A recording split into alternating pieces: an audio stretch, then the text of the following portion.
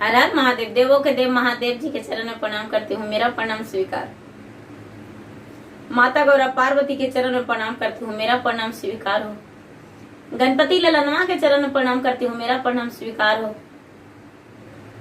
धरती माता के चरण में प्रणाम करती हूँ, मेरा प्रणाम स्वीकार हो। सब देवी देवताओं के चरण में प्रणाम करती हूँ, मेरा प्रणाम स्वीकार हो। माता और पिताजी के चरण में प्रणाम करती हूँ, मेरा प्रणाम स्वीकार हो। पति देव जी के चरण में प्रणाम करती हूँ, मेरा प्रणाम स्वीकार हो। सब गुरु भाई बहनों के चरण में प्रणाम करती हूँ, मेरा प्रणाम स्वीकार हो। गुरु भाई बहना, मैं एक कथा सुनाने जा रही हूँ। इस कथा को पूरा सुनिए और रहर जानिए। आधी नहीं, आधी सुनने में शिव गुरु का अपमान होती है, पूरा सुनने में ज्ञान होती है। इसलिए कथा को पूरा सुनिए और रहर जानिए। हर हर महादेव, घर घर महादेव। गुरु भाई बहन, एक किसान थे।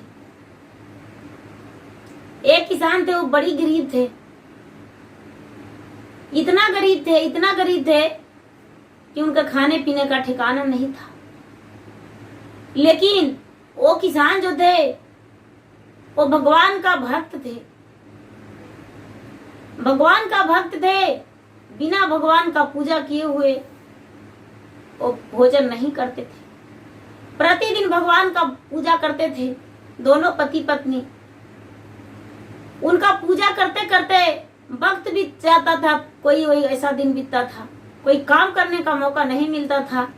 उनका पुजारी बाबा नाम कहते थे सब कोई, पुजारी बाबा नाम से उनका जाना जाता था। उनका जो पत्नी थी उन्हें भी पुजारी कहते थे और उन्हें पुजारी बाबा कहते थे। सारा लोग वैसा ही कहते थे। लेकिन गुरु भाई बहना, भगवान का परीक्षा बहुत भारी होता है। भगवान जो अपना परीक्षा लेते हैं वो परीक्षा में सफल होना बड़ी मुश्किल होता है। भगवान गहरा तालाब में भी डुबा देते हैं और सुंदर फूल पर भी चलाते हैं, आकाश में भी उड़ाते हैं, जमीन पर भी चलाते हैं। भगवान किस तरह से परीक्षा लेते हैं उसका कोई अता पता नहीं। लेकिन भगवान परीक्षा अपने भक्त से बहुत भारी लेते हैं। तो गुरु भाई बहना, वो जो पुजारी बाबा थे उनका संतान नहीं था। लेकिन सारा लोग कहते थे कि बाबा आप जिसको जो कहते हैं वो हो जाता है। जिसको कह देते हैं, कन्याकुमारी को आशीर्वाद देते हैं कि हे भगवान इसका जोड़ी सुंदर सा मिले, तो उसका जोड़ी सुंदर मिलता है। आप जिसे हाथ धर देते हैं और कहते हैं कि आपका गोद भर जाए, तो उसका गोद भर जाता है। जिसका पुत्र नहीं होता उसको पुत्र हो जाता है। जिसका धन लक्ष्मी नहीं रहता उसका धन लक्ष्मी हो जाता है। लेकिन आपका क्यों संतान नहीं है? आप दूसरे के लिए हैं, दूसरे के लिए बने हैं, आप अपने लिए नहीं। भगवान कहते, वो पुजारी बाबा कहते हैं ये तो मुझे पता नहीं, लेकिन हम चाहते हैं कि कोई दुखी ना रहे, इसीलिए हम सबको आशीर्वाद देते हैं। सारा लोग खुश भी तो है मेरा आशीर्वाद से। सारा लोग दुख थे कि नहीं, बाबा सबको कहते हैं जो होता है, लेकिन बाबा का संतान नहीं है। बाबा अपने लिए एक दिन भगवान भोलेनाथ से अर्जी किए कि हे भोलेनाथ, भगवान अर्जी किए कि हे भोलेनाथ आप मुझे एक संतान दे दीजिए। सबके चाहत है कि बाबा पुजारी बाबा का भी एक संतान हो, तो मुझे भी संतान की जरूरत है महाराज, मुझे संतान दीजिए। भोलेनाथ ने इनका स्वीकार लिए, इनका स्वीकार लिए और स्वीकार करके और एक पुत्र दिए जिनका हाथ पांव सब कुछ था, लेकिन वो बालक नेत्रहीन था।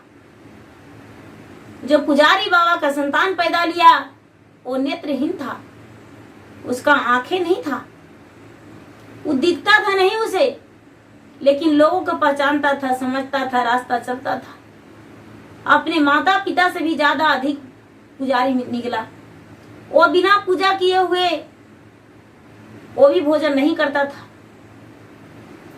एक दिन का बात, जब वो धीरे धीरे गुरु भाई बहना जन्म लिया तो बड़ा हो गया तो कहता है पिताजी हम भोलेनाथ से दर्शन करने जाएंगे। उसके पिता बोले, पुत्र भोलेनाथ तो कन-कन में बसते हैं,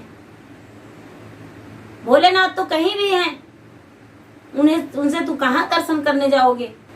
बालक बोला, पिताजी पहाड़ पर्वत पे भगवान रहते हैं, पहाड़ पर्वत पे हम दर्शन करने जाएंगे। उसके पिता बोले, पुत्र भगवान पहाड़ पर्वत पे नहीं रहते हैं, भगवान पहाड़ पर्वत पे नहीं रहते हैं, भगवान तो कन-कन में बसते हैं, भगवान प्रेम में बसते हैं। ये बालक बोला, नहीं हम जाएंगे। और वो क्या किया कि यात्रा पर निकल गया और चलते चलते चलते चलते चलते चलते चलते जैसे कि मान लिया जाए कि लोग देवघर जाते हैं, तो माना जाए कि गुरु भाई बहना देवघर ही वो चला गया, देवघर चला गया और देवघर में जाके वहां खड़ा हो गया। उसको जाते ही मंदिर का दरवाजा लग गया, वो पुजारी का जाते ही मंदिर का दरवाजा बंद हो गया। ये जो पुजारी था वो बालक, वो कहता है, पुजारी बाबा दरवाजा खोल दीजिए। पुजारी बाबा कहने लगे, भगवान से ऐसे दर्शन नहीं हो सकता है, ये तो 6 महीने बंद रहता है गेट और 6 महीने खुलता है, तो आज 6 महीना से खुला था, ये गेट नहीं खुलेगा। ये जो पुजारी था वो निराश होकर उसी मंदिर के आगे सो गया और मंदिर के आगे सोकर और सोचने लगा कि हे महादेव, मैंने इतना दूर पैदल चल के आया, लेकिन हम नहीं आया तो दरवाजा बंद हो गया। क्या मुझसे इतना नाराजगी था, इतना नफरत करते थे? मेरा नेत्र नहीं है, मैं एक गरीब किसान का पुत्र हूँ, पुजारी का पुत्र हूँ। मेरे पिता किसान है, लेकिन फिर भी पुजारी बाबा उन्हें कहते हैं, वो पूजा करते हैं मंदिर में। लेकिन हमने कभी भगवान आपसे ये नहीं कहे कि भगवान मेरी माँ पूजा करती है, मेरे पिता पूजा करते हैं, तो मुझे नेत्र दे दीजिए। लेकिन आज ये कहेंगे भगवान कि हम जब दरवाजे पर आए तो गेट बंद हो गया, अब हम इतना दूर पैदल नहीं आ सकते हैं फिर से दोबारा। वो बेचारा ऐसा सोचकर अब आंसू भरने लगा आंखों में। इतना ही में एक वहां पे साधु का रूप में आए और कहने लगे, साधु बाबा कि अरे बालक उठो, तेरा आंखों क्यों भरा है? ये बालक बोलता है, बाबा हम बहुत मुश्किलों से यहाँ आए हैं, मेरे माता पिता नहीं आने दे रहे थे, लेकिन हमें यहाँ आए और दरवाजा बंद हो गया। 6 महीना तक कैसे इंतजार कर सकते हैं? बाबा कहते हैं, पहले भोजन कर लो।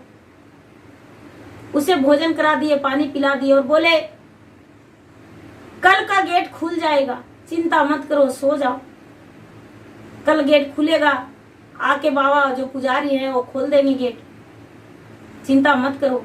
ये बालक सो गया, बालक सो गया गुरु भाई बहन। और ये जो पुजारी बाबा थे, वो पुजारी बाबा कोई पुजारी बाबा नहीं थे, भोलेनाथ थे। वो अंतर ध्यान हो गए, ये बालक सो गया।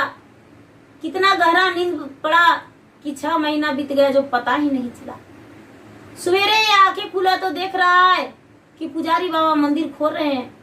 ये बोले, बालक बोला, बाबा आप तो बोले थे 6 महीना तक नहीं खुलेगा, लेकिन मेरा आंखें खुलते ही मंदिर का गेट खुल रहा है। वो कहते हैं, नहीं नहीं, हम तो 6 महीना पर आए हैं गेट खोलने। ये बोला, नहीं बाबा, कल के दिन आप बोले और रात में सोए, और इस वक्त आप एक साधु बाबा बोले थे कि कल का गेट खुल जाएगा, इसीलिए आप खोलने आए हैं ना। साधु बाबा आपसे बोले हैं। ये जो मंदिर का पुजारी थे वो सोचते हैं कि अरे ये तो बालक कोई साधारण बालक नहीं है, इसका भगवान भोलेनाथ 6 महीना बिता दिए और पता भी नहीं चला। इसे भगवान दर्शन देकर और भोजन कराए। वो कहने लगे कि इस मंदिर का पुजारी मैं नहीं हूँ, इस मंदिर का पुजारी आप हैं। आप जो हैं आप अनमोल हैं। आपका 6 महीना तक बाबा भोजन कैसे करके खिलाए, कैसे करके रखे, कैसे सुलाए, कैसे आप सो गए जागे वो पता नहीं चला। हम 6 महीना पर मंदिर खोलने आए हैं। ये जो बालक था, बालक अंदर मंदिर गया और मंदिर में जाके और सिर पटक के और प्रणाम किया बाबा को। और जब खड़ा हुआ तो साक्षात महादेव और मैया पार्वती दोनों खड़ी हैं। कहते हैं पुत्र वर मांगो, तेरा वर देने के लिए तेरे लिए हम तैयार हैं। जो भी वर भी मांगना है वो वर मांगो। ये बालक बोलता है महाराज मुझे कुछ नहीं चाहिए, सिर्फ आपका दर्शन चाहिए और कुछ नहीं चाहिए। बालक से भगवान बोले ठीक है जाओ, तुम्हें हम दर्शन प्रतिदिन 1 बार देंगे।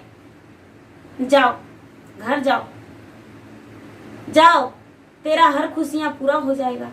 मंदिर से निकलते ही उसका दोनों नेत्र से रोशनी जगमगाने लगा, दिखने लगा। वो जो अंधा था, अंधा का नेत्र हो गया, वो वापस खुशी खुशी घर आ गया। जब घर आ गया है तो देखता है कि उसके घर में अनेक प्रकार के धन संपत्ति सब कुछ भरा हुआ है।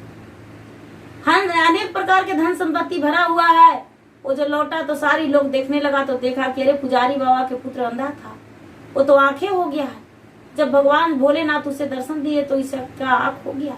सबसे अपना बात बताया, सब कोई इसका बात जानकर बहुत खुश हो गए। भगवान को जब भी पूजा करता था तो भगवान से दर्शन करके ही अपना समाप्ति करता था। जब भगवान से दया मांगता था तो भोलेनाथ दर्शन देकर इसे सर पे हाथ रख के आशीर्वाद देके और उसके बाद अपना अंतर ध्यान होते थे। जो भी एक पुत्र भी जो था पुजारी बाबा का, जो जिसको कहता था वो पूरा हो जाता था। गुरु भाई बहन, मेरा वीडियो अच्छा लगे तो इसे लाइक कीजिए, शेयर कीजिए, सब्सक्राइब कीजिए। धन्यवाद। हर हर महादेव, घर घर महादेव।